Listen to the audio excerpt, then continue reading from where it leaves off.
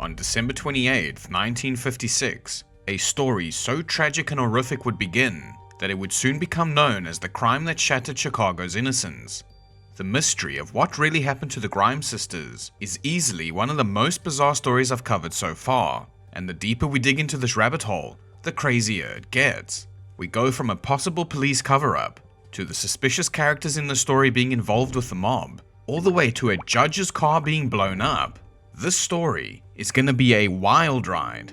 Barbara and Patricia Grimes lived with their mother Loretta and 4 other siblings in McKinley Park, a working-class neighborhood on the south side of Chicago. Barbara was 15 years old, and Patricia was about to turn 13 in 3 days. Their mother Loretta and their father Joseph had divorced in 1951, but the children were still on good terms with their father. The Grimes family wasn't well off by any means, but Loretta was able to take care of them, and everyone was seemingly happy. Barbara and Patricia were described as being inseparable. They did pretty good in school, and were huge fans of Elvis Presley. They even joined his official fan club. Then on the night of December 28, 1956, they asked Loretta if they could see Elvis's new movie Love Me Tender again. They'd apparently seen it 10 times already, and tonight was going to be their 11th. Loretta said okay. She gave Barbara $2.50 to cover the tickets and the snacks, and enough in case they wanted to stay for the second showing. The girls then left home at 7:30 p.m, and it's not clear how they got to the Brighton Theatre, which was about 1.5 miles away from their home, but they made it, and they were seen by multiple people in the first 8 o'clock screening. A friend of Patricia's named Dorothy Wienert was sitting behind the girls with her own younger sister during the first screening.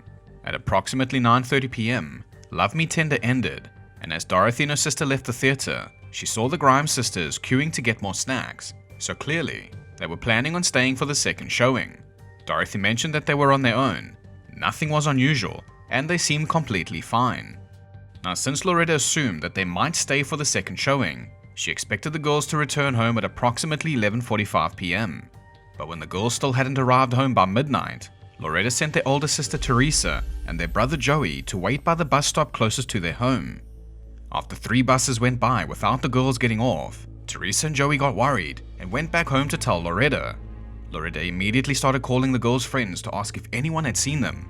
However, no one had, so Loretta reported Barbara and Patricia missing to the Chicago police. The next day, on December 29th, the police immediately launched one of the largest search operations in the history of Cook County. A citywide search for the girls began, to which hundreds of police officers were assigned to full-time. Cook County officers were assisted by colleagues from surrounding suburbs, and a task force devoted solely to locating the sisters was formed, as well as hundreds of local volunteers coming to help the search. Police conducted door-to-door canvassing throughout McKinley Park. In addition, more than 15,000 flyers were distributed to local homes, and parishioners of the sisters' church offered a $1,000 reward for information leading to their whereabouts. As a result of this coordinated investigation, 300,000 people would be questioned, 2,000 of them subjected to serious interrogation, but in the end, no hard evidence would be found. However, there would be no shortage of sightings. Several teenagers who had been at the Brighton Theatre on December 28th told investigators that they had seen the Grimes sisters chatting to and then entering a car driven by a young man whose physical appearance resembled Elvis Presley's. Interestingly, the vehicle described by these eyewitnesses was consistently described as being a dark Mercury model. Now, considering that the same report was given to them by multiple different witnesses, investigators started to believe that the Grimes sisters had just run away from home, but Loretta was adamant that her girls would not have done that. Within the following week, extensive media appeals were conducted, begging the girls to return home and asking any and all eyewitnesses to contact the police. This resulted in so many sightings that it seemed that the girls were well and truly still alive, which further supported the investigators' initial theory that the girls had just chosen to run away from home. Now, there's way too many sightings to get into, but there are a few that I want to highlight. In addition to several teenagers telling the police about the Elvis lookalike who drove a dark Mercury, a young man named Roger Menard informed investigators that he had also attended the December 28th screening of Love Me Tender, and he also sat behind Barbara and Patricia Grimes, very close to where Dorothy Wienert was. According to Menard, he had left the theatre approximately 1 minute before the sisters, who had walked down Archer Avenue a short distance behind him, before a late model green Buick had stopped alongside them. The girls hesitated and then continued walking. Just past 42nd Street, with the sisters by the stage walking ahead of Menard, a black 1949 Mercury, occupied by two teenage boys, pulled up alongside the girls, although all that seems to have happened was the girls just giggled and then continued walking in the direction of their home. Then two teenage boys named Ed Lorden and Earl Zastro also told investigators that while they had been driving through McKinley Park at approximately 11:30 p.m. on December 28th, they had seen the sisters on 35th Street. Reportedly, the girls had been giggling and jumping out of doorways at each other near Sealy and Damon Avenues. Now at this point, the girls would have been approximately 2 blocks from their home. Over the following days and weeks, reports and sightings of the Grimes sisters kept coming in, including seeing the girls at restaurants, on buses, on trains, at hotels, even in a music store where 3 separate employees each said that they saw the sisters listening to Elvis Presley. They were even spotted in Nashville at a state employment agency looking for work, signing the name Grimes on their application forms. Then on January 12th, a ransom letter showed up on Loretta's doorstep, telling them to go to a small church in Milwaukee and bring $1,000 in cash for the safe release of the girls. And this is when the FBI got involved with the case. They took Loretta down to Milwaukee, but no one ever showed up to claim the money. Then a second letter came in soon after, telling Loretta to leave a case of money at the LaSalle Street station. Both of these letters turned out to be cruel hoaxes. One of the final reports of the girls being alive happened in the early hours of January 14th. The parents of a classmate of Patricia Grimes named Sandra Tolston received 2 separate anonymous phone calls.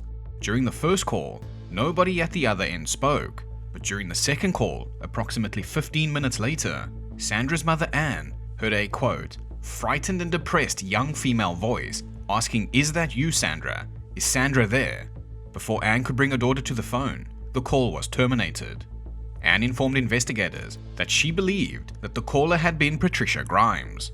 Then the next day, on January 15th, a self-proclaimed psychic called a switchboard operator in Chicago Central Police complaint room to inform the operator of his conviction that both the sisters were deceased and that their bodies could be found in an unincorporated area of Lyons Township. This dickhead refused to disclose his name to the operator in this phone call, simply saying that he experienced this revelation in a dream, and then he terminated the phone call. But some psychic he turned out to be, because he didn't foresee that the operator was able to trace his call, and the psychic was identified as Walter Kranz, a 53-year-old steam fitter. He was immediately considered suspect number 1, and he was brought in for questioning. However, since they pretty much had nothing on him, and the girls were not found in the area he described, they just told him, quote, "Walter, you're a fucking loser and you wasted our time." That's actually not a real quote, but it should be. So other than this idiot telling the cops that the girls are dead, this is like almost a full page of sightings I have here in my notes, and I've heavily summarized most of the sightings I've chosen to mention, and I've even skipped some. So can so many people really be wrong? Well, Nickelback has sold over 50 million albums, so I guess so. Anyway, naturally all of these sightings led to theories and rumors that the sisters may have possibly just traveled to Nashville, Tennessee to either see Elvis Presley live in concert, or that they wanted to emulate his lifestyle, since Elvis also ran away from home at the age of 13. It's not a bad theory. Patricia was also 13, and the Grimes sisters loved the guy. However, Loretta was still adamant that her girls would not have done that, and instead insisted her girls were actually kidnapped. So she publicly pleaded that if someone was holding them, to please let the girls phone her, and that she would forgive them from the bottom of her heart. Then on January 19th, Chicago Sun-Times advice columnist Ann Landers received an anonymous letter, allegedly written by a girl who claimed to have witnessed the sisters being forced into a car by a young male on the night of their disappearance. Although a partial license plate number was provided with this letter, the police would never be able to trace the car. The author of this letter was never identified either, and the actual content was never authenticated. But what the letter actually says does line up with the other sightings from that night. The letter says, quote, "Outside the show, we all got to talking and we exchanged phone numbers. When we got to the street where we turned off, we said goodbye and we ran across the street. Then Betty forgot something she had to tell Barbara and we ran back to the corner. A man, about 22 or 25, was talking to them. He pushed Barbara into the back seat of the car and Pat into the front seat. We got part of the license number as the car drove by us. The first 4 numbers were 2184. Betty thinks there were 3 or 4 numbers after that. When we heard that they were missing, we didn't know what to do." End quote. The same day this letter came in, an official statement was issued from Presley's Graceland estate. This televised statement read, quote, "If you are good Presley fans, you'll go home and ease your mother's worries." In addition to his TV statement, Elvis Presley himself made a direct radio plea to the Grimes sisters, imploring the girls to return home to their mother.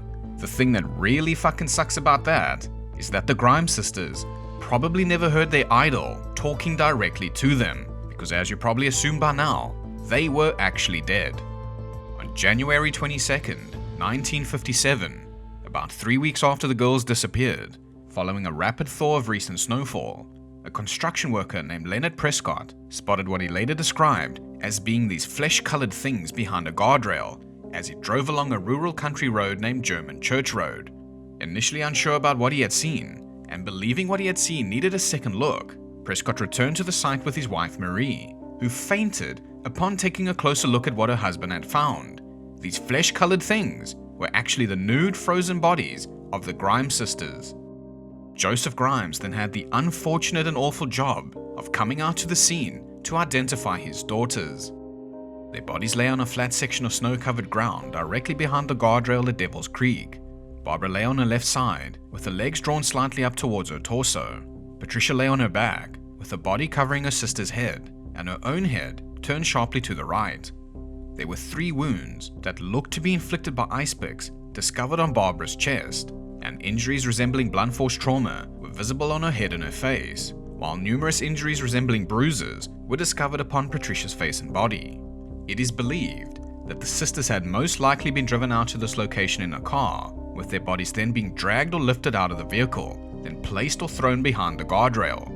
Following Joseph's positive ID of the bodies, over 160 police officers from several suburban Chicago police departments, and even additional assistance from the forest preserves and local volunteers, came out to conduct a search of the crime scene. Now I'm sure you're thinking, why do they need so many people?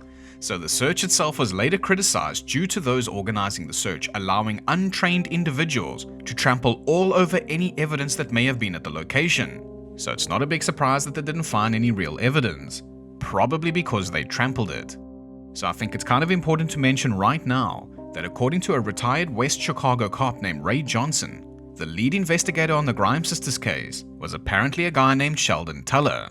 I wasn't able to find a picture of him, but I do have this picture of his name, so he does exist.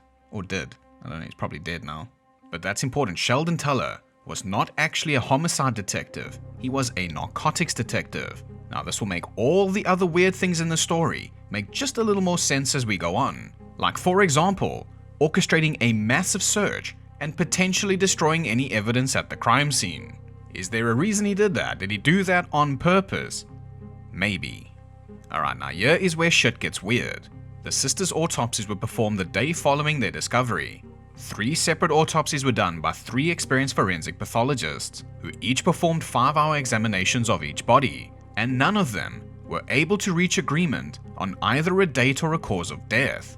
But what they did seem to determine, via examination of the sisters' stomach contents that contained the approximate proportions of the last known meals and the snacks the sisters were reported to have eaten on the evening of December 28th, they determined that both of the girls had most likely died within approximately 5 hours of the time they had last been seen at the Brighton Theatre, thus fixing the most likely time of death in each instance to have been either the late evening of December 28th or the early morning of December 29th.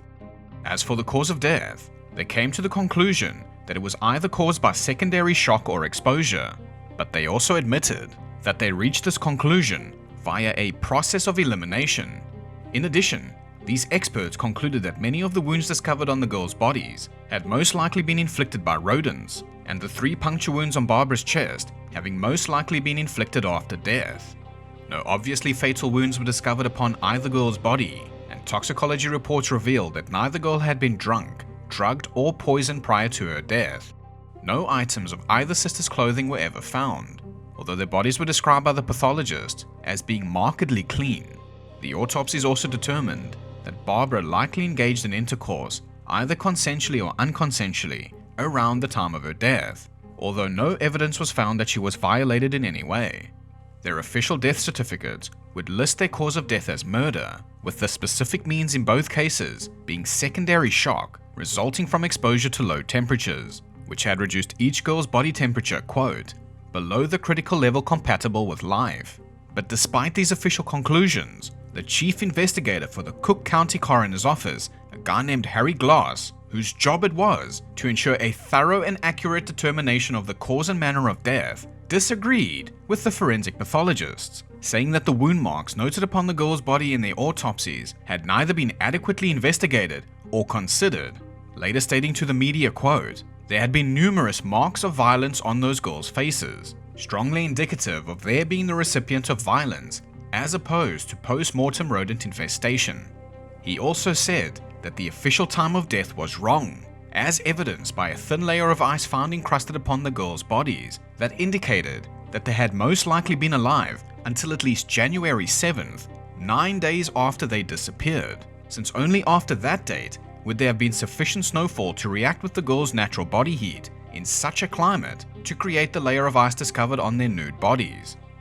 In addition to these facts, Gloss also stated that both girls had been subjected to numerous sexual assaults throughout their period of captivity, adding that the autopsy upon Barbara had also discovered semen, and that curdled milk had also been found in her stomach, which she is not known to have drunk at home or at the movie theater.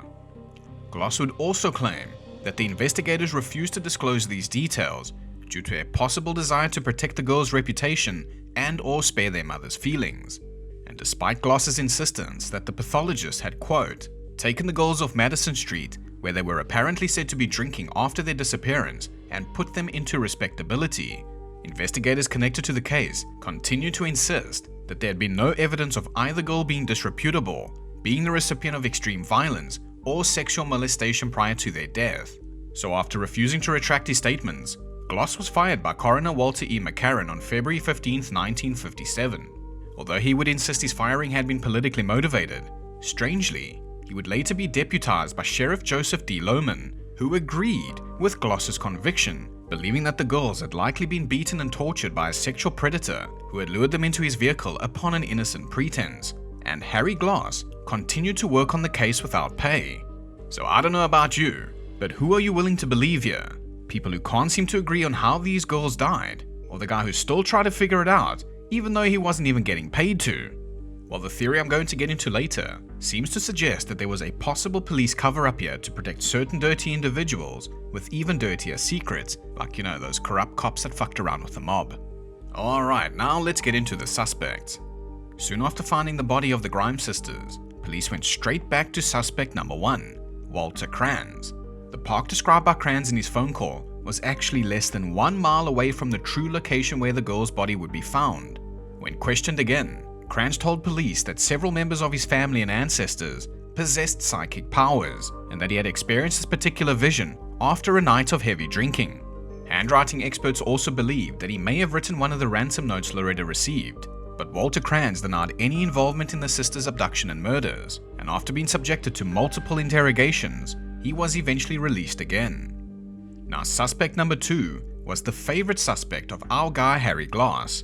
He strongly believed that a 21-year-old semi-literate drifter, originally from Tennessee named Edward Bennie Bedwell, was responsible for the Grimes sisters' murders. In the weeks preceding the crime, Bedwell had occasionally earned money by working as a part-time dishwasher in a Chicago Skid Row restaurant. Bedwell was a tall individual who allegedly bore a strong resemblance to Elvis Presley. According to John and Minnie Duros, the owners of the restaurant where Bedwell had been employed, he and another young male had been in the restaurant in the company of 2 girls who physically resembled the Grimes sisters in the early morning of December 30th. Duros gave this information to the police on January 24th. Bedwell was then arrested and subjected to interrogation for 3 days. At first, Bedwell was insistent that John and Minnie Duros and a patron named Renee Eccles, who had corroborated the Duros eyewitness statements, were mistaken in the identity of the girls that he had been in the company with on December 30th. However, he was still formally charged with the sisters' murders on January 27th after having signed a 14-page confession in which he claimed that he and a 28-year-old acquaintance named William Cole Willingham had indeed been in the company of the Grimes girls on December 30th. He claimed that they were together until January 7th, drinking in various West Madison Street Skid Row bars. According to Bedwell, after spending several days in the girls' willing company, he and Willingham fed the sisters hot dogs and then extensively beat both girls before throwing their nude bodies into a snow-filled ditch when the girls refused their sexual advances. After reading Bedwell's confession, Loretta Grimes was quoted as stating, "It's a lie. My girls wouldn't be on West Madison Street. They didn't even know where it was." Willingham also admitted that he'd been in the company of Bedwell and two girls in the early morning hours of December 30th, but denied that the girls were the Grimes sisters. He also emphatically denied any involvement in the murders. Bedwell himself would later recant the confession, stating that he only signed that confession with the mistaken belief that the police would release him if he did so. So if the official autopsy results are to be believed, though honestly, who really knows if they're right or wrong? Neither girl is said to consume hot dogs or alcohol, nor had the girls been beaten to death. But the reason the case against Bedwell fell apart, because it was proven, with no room for doubt, that he had been at work at the Ajax Consolidated Company from 4:19 p.m. on December 28th to just after midnight on December 29th, covering the most likely time of the sisters' abduction, and with even more time cards confirming that he'd actually been working in Cicero on the date he said he murdered them. He would eventually be freed on a $20,000 bond paid by some anonymous person from Champaign.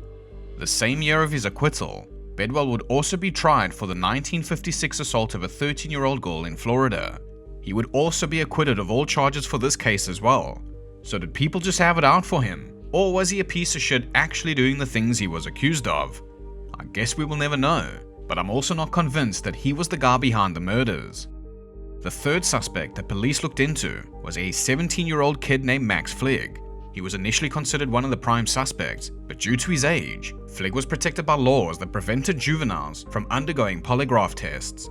Nonetheless, Chicago Police Captain Ralph Pataki persuaded the teenager to submit an unofficial polygraph test, which Flieg voluntarily undertook. In the course of this unofficial polygraph, Flieg allegedly confessed to kidnapping and murdering the sisters, but with no way of using the test in court, and literally no evidence against him, police were forced to release him without charges. Unfortunately, this little piece of shit later really did assault and kill a young woman and would be arrested and sent to prison. So could Max Flieg have been the one that killed the Grimes sisters? Once again, it is very hard to say for sure. There is no evidence and there's nothing linking him to it. All that we know is that he is capable of murder. Now, these were the main three suspects that police looked at during the time of the investigation. But after hitting dead ends with all of their prime suspects, the investigation just stalled. The police were stumped, and the Grimes family not only lost their two girls, but also they lost any hope of finding answers and justice. Loretta had always believed that her girls knew the person who had murdered them because they would have never gotten in the car with them otherwise. In the weeks between the disappearance and subsequent discovery of her daughter's bodies, Loretta Grimes was unable to work and thus earn money to raise her children and pay the mortgage on her home. Friends and neighbors of the Grimes family, plus classmates and teachers of the sisters, organized various initiatives to raise funds for the family. Additional funds were raised via the local press and community council. In the end, the city came together for them and helped the Grimes family raise enough money to not only pay off their mortgage, but also bury Barbara and Patricia's bodies. Now, it might have seemed like the worst was behind them, and while it seemed like most people in the city were good and only wanted to help her and her family, there's always that one fucking guy that just ruins your day. In May 1957, Loretta Grimes received an anonymous phone call from an individual who claimed to have undressed and killed her daughters. Although the Grimes family had received numerous hoax phone calls in the past, this particular caller had details that had not been released to the public. The caller would then mock the police's efforts to try to pin the murders on suspects like Edward Bedwell, and ended his phone call by saying, quote, "I know something about your little girl that no one else knows, not even the police. The smallest girl's toes were crossed at the feet." The caller then laughed hysterically and then terminated the call. Alright, so here is the significance of this phone call. This was a little known deformity that Barbara had. Now put yourself in Loretta's position. Getting a phone call like that in this situation, it's not going to be something that you're going to forget, having potentially spoken directly to your child's murderer. Now this is very important in this case because in order to understand the theory that retired Chicago cop Ray Johnson has presented, we need to go over the murder of a 15-year-old girl named Bonnie Leigh Scott. The day after Bonnie's body was found, before she was identified and it was publicized that the girl was Bonnie Leigh Scott, Loretta Grimes received another phone call. she was positive that it was the same voice of the caller back in May 1957. The caller claimed, quote, "I committed another perfect crime. This is another one those cops won't solve, and they're not going to hook it on Bedwell or Barry Cook." He then laughed hysterically in the same way as before, and Loretta was confident that it was the same person. Right, so one of these statements now must be true. Either Loretta Grimes made up the second phone call for no reason whatsoever, or she spoke directly to the person who killed Bonnie Leigh Scott.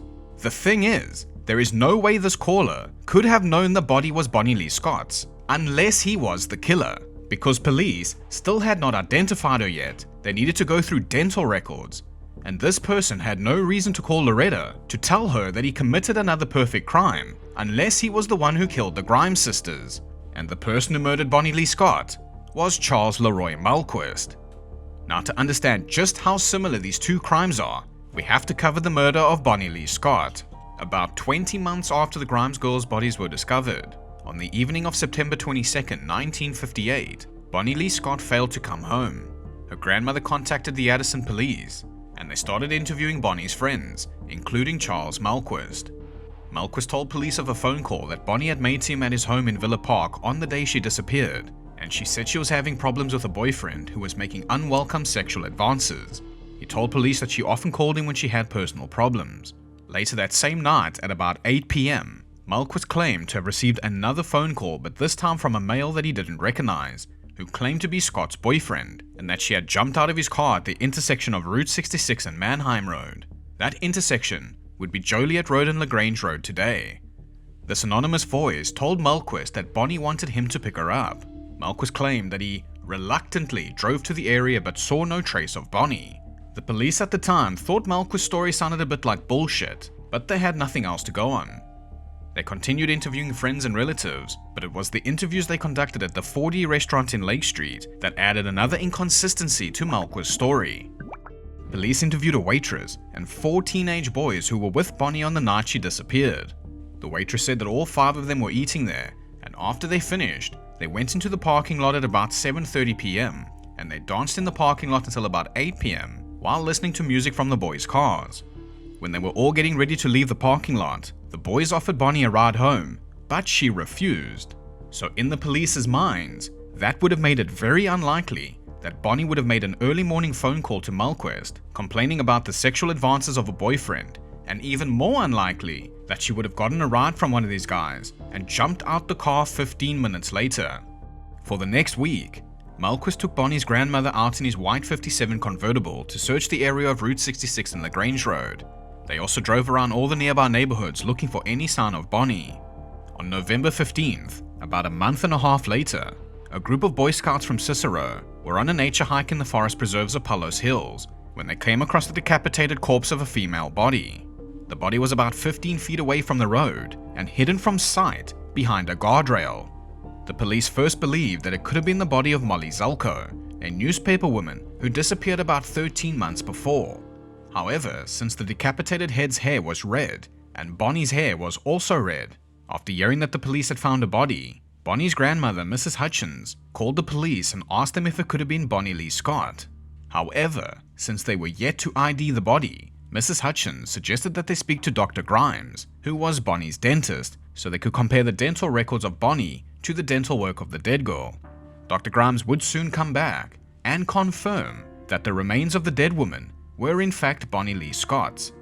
After the identity was confirmed, the Addison police again picked up Charles Melquist and questioned him until about 3:15 in the morning.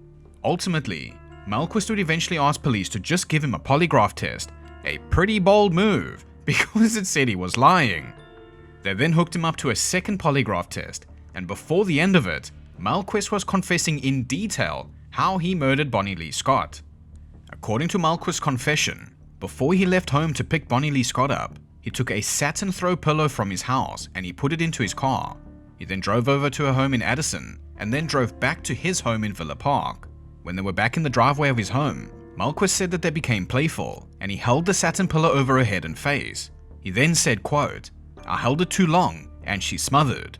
I saw that she was not moving. He then, for some reason, stripped off her clothing and stuffed them under the front seat of his car. He then drove out to LaGrange Road and stated that he pushed the body over the guardrail like a, quote, sack. She was lying on her back. I dragged her by her feet down the embankment 15 feet to the small thicket. Then I left. He then said he returned home, and for days, he thought that he must have just dreamt the whole thing. He couldn't believe that he killed Bonnie. The only way he would know that this was all real was going back to see the body. So on September 16th, he went back to the spot he dumped her, and yep, she was still there. But about a month later, he went back a second time, but this time, he took a 4-inch butcher knife and a pitchfork with him that he claimed he took with him so he could bury the body. But when he was out there again, he had the, quote, overwhelming urge to cut. He took the knife and severed Bonnie's head, and then picked it up and threw it about 20 yards from the body. He then turned the knife to the torso and just started slashing. He stated he returned to the body a third time, but was scared away by some people walking nearby. It was then where he tossed the knife away on the east side of LaGrange Road, and then drove to an area in Irving Park where he found a bonfire that he used to burn Bonnie's clothes. Now what is so fucking disturbing about that is that Bonnie's clothes were in his car when the Addison PD first questioned him, and her clothes were stuffed under the front seat while Melquist was driving Bonnie's grandmother around. So the similarities between the Scott murder and the Grimes murders are undeniable. Bonnie was 15 years old, and so was Barbara. The bodies of both the Scott girl and the Grimes girls were left nude just over a guardrail, and the two sites he used were only about 3/4 of a mile apart. There was no definitive cause of death in either case. Now how the hell was he able to do that? Well, according to past girlfriends, Charles Melquist had acquired knowledge of a judo-type hold in the military where he could render girls unconscious without much effort. At least 2 of his previous girlfriends came forward to discuss how one moment they were just making out, and the next moment they were waking up with Melquist standing over them apologizing. And the same for the Grimes girls. There was no definitive cause of death either. They were not strangled, they were not shot, they were not stabbed, beaten, drugged. The only thing the coroner could not rule out was suffocation, which was the exact same way that Melquist claimed to have killed Bonnie Leigh Scott. Now to add even more suspicion to this guy, an article written by Robert Wydrich appeared in the Chicago Tribune on November 20th, 1958, quoting opinions from a Dr. Paul Letko, the chief medical officer of the state welfare department. In the article, Dr. Letko stated, quote, I think that when the Grimes killer is found, he will be the same type of person as Charles Melquist. Now even more interesting is if you look at the autopsy of the Grimes girls, the cause of death was never found. There were, however, 3 puncture wounds on the chest of Barbara. These puncture wounds were first believed to have been inflicted by an ice pick or a similar weapon, but the wounds were only about 3/4 of an inch deep, which was not deep enough to have been fatal. Now based on the fact that Melquist went back to the body of Bonnie Leigh Scott with the overwhelming urge to cut it, then he may have suffered from the same urge if he were responsible for the Grimes sisters. According to some reports of searches conducted on Melquist's home, a 3-pronged garden fork was found in the trunk of his car. If Melquist returned to the bodies of the Grimes sisters, there would have been one major difference. Scott's body was disposed of in September and discovered mid-November, but the Grimes girls went missing at the end of December and their bodies were frozen solid. If Melquist would have used an ice pick or even a 3-pronged garden fork to slash the girls, he would have likely started with the girl on top and met with a solid mass. Dr. Letko said, quote, anyone who has ever tried to cut into a frozen beef roast knows that the knife will not go in far, hence the shallow wounds. Yeah, it's a weird comparison, but point taken. Now, a small problem in trying to link Melquist to the crime is to try to put him in the area. Villa Park, where he was from, was almost 30 miles away from McKinley Park, where the Grimes girls were from. However, when investigators were searching his home during the Bonnie Leigh Scott case, they found numerous phone numbers of girls the same age as Bonnie and Barbara, and the phone numbers of at least 2 neighbors of the Grimes girls. One example is a girl named Sharon Blomberg, who was 15 at the time and lived only 2 blocks away from the Grimes girls then, and also a girl named Diane Prunty, who was also 15 and lived about 1.5 miles away from where the Grimes lived. Now granted, that doesn't put him in the area necessarily, but what it does tell us is he liked them young. But it does get much worse. Somehow it gets worse, because the old next door neighbor and close friend of the Grimes sisters named Sandy Bauer claimed years later that she recognized a photo of Charles Melquist, and she was 100% positive that he was on the back porch of the Grimes house the day they went to the movies and never came home. She said she went over to their house that day to ask them if they were going to the movies because she hoped to go with them. But when she walked into the house, the only person home was their brother Joey. The rest of the kids were out having ice cream and Loretta was busy at work. But she heard voices on the back porch and saw Joey talking to a person that she said was definitely 100% Charles Melquist. She then walked right up to them and she stood right next to him, and she thought to herself that it was funny that she didn't recognize him as being from the neighborhood. She said the most noticeable thing about him was how tall he was, and he wore some sort of bandana on his head, which wasn't common for young men at the time. She then went back home and asked permission to join the girls at the movies, but her father said no because she was too young, and he probably saved her life. But Sandy would be haunted for the rest of it by the image of Barbara and Patricia waving goodbye to her as they walked past their house on the way to the movie theater. Right, now that we have Charles Melquist in McKinley Park, the question is now, what was he doing there? Well, according to Ray Johnson's research, this is where shit starts getting crazy. A woman named Margie Novak told Ray Johnson that her boyfriend Jim Puskiak was a member of a group of teen boys who hung out at a house in McKinley Park, and they always thought that they had met the Grimes sisters' killer. Jim told Ray Johnson that a couple of months before the girls went missing, another member of their group named Bob Moran brought a visitor to their club. This visitor's name was Chuck. Chuck very possibly being a nickname for Charles. Bob had met Chuck at a carnival earlier that year, and he was a bit older than the regular members of the group. What's interesting about that is Melquist also met Bonnie at a carnival. Jim then stated that Chuck seemed to be in his late teens or early 20s at the time, and the boys in the club were all about 15 to 17. But here's where Jim dropped a bombshell. The car Chuck drove was a black 1949 Mercury with a split windshield down the middle, and he would bring the boys beer and take them for rides, showing off and driving fast down the back roads in the Palace area. Jim also did say that he always thought it was weird that a guy his age was hanging out with a group of young boys, and he got a little nervous when Chuck would take them into secluded areas, but since he never tried anything and he supplied them with beer, nobody complained. On one occasion, Chuck came and picked the boys up, and he took them to the People's Movie Theater. He paid for all of the tickets, and at one point in the show, the police showed up and arrested Chuck. He had allegedly been touching a young girl inappropriately during the show. After that incident, Chuck still hung out with the boys sometimes, but he would also have to go to the police station regularly to check in, and when he did so, he would leave the boys in the car. One time when they left the police station, he drove over to a home somewhere in the Palos area, and he backed his car into the driveway. He then spun the wheels of the car out, shooting gravel all over the front windows of the home. Apparently, he told them that the home belonged to a judge that he despised, and pretty soon after the Grimes girls disappeared, this group never saw Chuck again. Even though they spent a little bit of time together, they didn't really know much about him. They didn't know his last name or anything about his personal life or where he lived, except that there was something wrong with Chuck's mouth, and he stated that it was due to an injury he received in the military. Jim also said that they remember a short time later, they saw their friend Chuck had gone to prison for a crime similar to the Grimes case. Man, if all of this is true, then it really sounds like Charles Melquist or Chuck is the guy that killed the Grimes sisters. And I don't know, it seems like from these photos that there does seem to be some sort of mark or scar on his upper lip. And of course, the most damning of all, the fact that Chuck was arrested a short time after the Grimes case for a similar crime seems to fit Melquist and Bonnie Leigh Scott. But believe it or not, it gets even worse. Another possible link to the McKinley Park neighborhood was the fact that both Chuck and Chicago narcotics detective Sheldon Tuller had links to the mob boss Sam John Connor. If you remember earlier, I mentioned this douchebag's name, and if the police investigation seemed strange, like ordering 160 people to search the crime scene, and the contradictions between the forensic pathologist and the chief investigating officer for the coroner's office Harry Glass, this makes a whole lot more sense that he would purposely throw an investigation.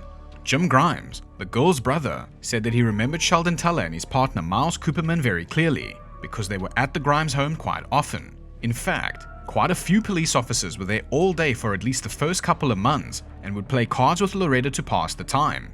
Sandy Bauer, the close friend and neighbor, also remembered Sheldon Tuller clearly because she once told him that she was sad that her dog had died, and a few days later, he brought her a new puppy. So she was even more sad to hear that Tuller was sentenced to 18 years in prison in 1966 for selling narcotics and protecting the drug business of Sam John Connor.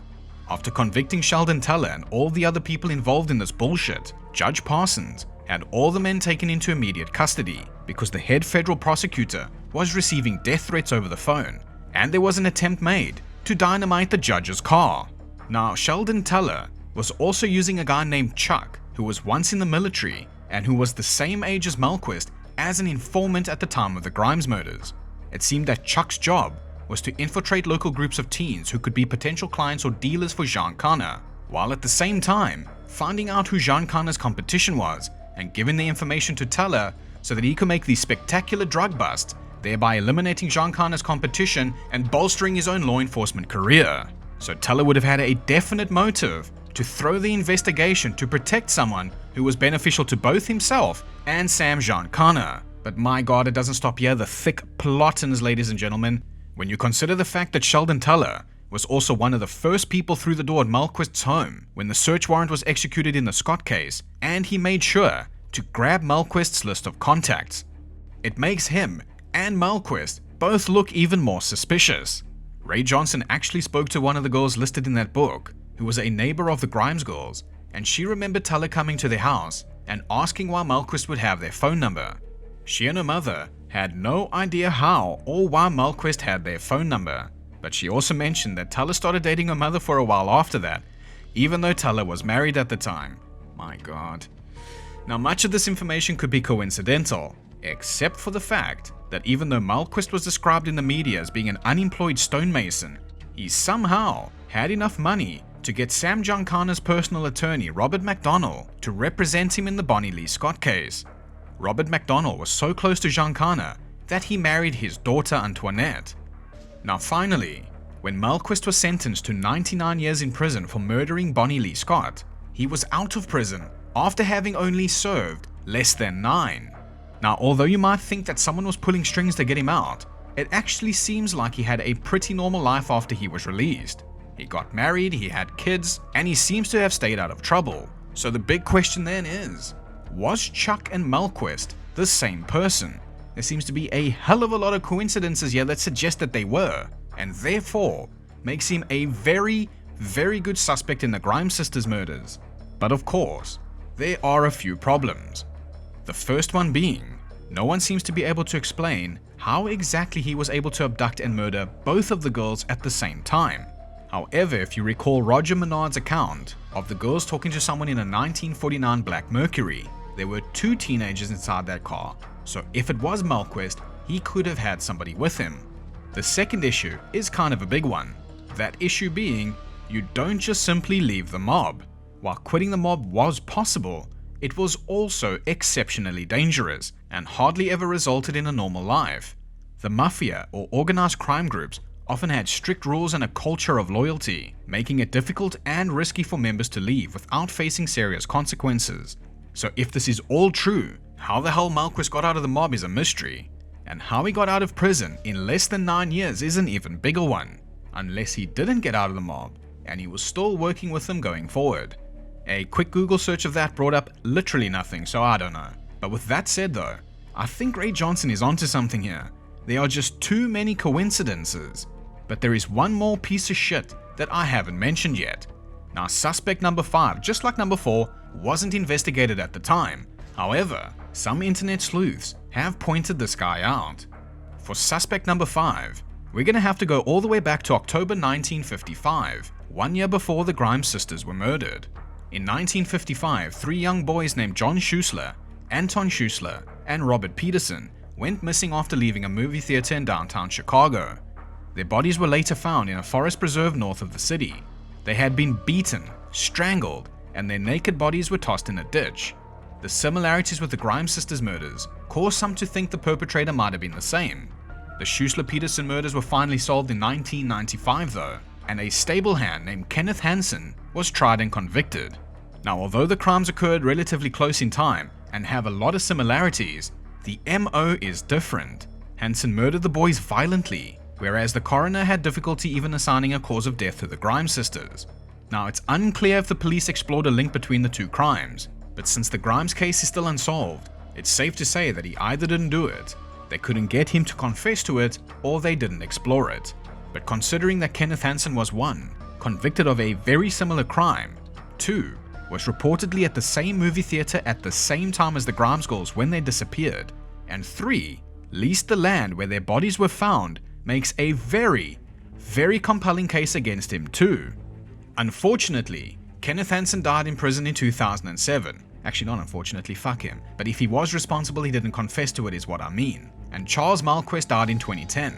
And he was never questioned as to his potential culpability in the Grimes sisters' murders, as his attorney had forbidden him to be subjected to questioning about it. But with all the new forensic tests available today, the only way to know for sure, or rule Hansen and Melquist out completely, is to exhume their bodies and compare the DNA found with Barbara against these 2 guys. However, Jason Moran of the Cook County Sheriff's Police said, quote, "Exhumations are done rarely. If we are going to do something along those lines, we have to be sure that everything is in place that we need to collect the best evidence, and be sure we're in agreement with the other people who are affected." Fair enough. It's just 2 young girls' lives, you know? Yeah. So, was Kenneth Hansen or Charles Chuck Leroy Melquist behind the brutal murders of the Grimes sisters? Or was it someone else entirely? Maybe someone we didn't even name yet? While the Melquist theory makes a lot of sense in my mind, I mean, you got the 49 Black Mercury, the Elvis lookalike, the difficulty to establish the cause of death like Bonnie Leigh Scott, the locations of the bodies, the mutilations after death, why the Grimes girls would get into his car, because they may have actually known him. I mean, it's pretty convincing, but at the same time there are problems with the theory too. Fuck dude, it feels like the answer is right there, but like just out of reach, you know. Anyway, hopefully one day the truth will be uncovered, and the living members of the Grimes family will finally find some answers. But what's your thoughts on the story of the Grimes sisters? Feel free to add to the video by posting your comments and theories below. Like the video, subscribe to the channel, and we'll see you again soon for another unsolved mystery. Thanks for watching.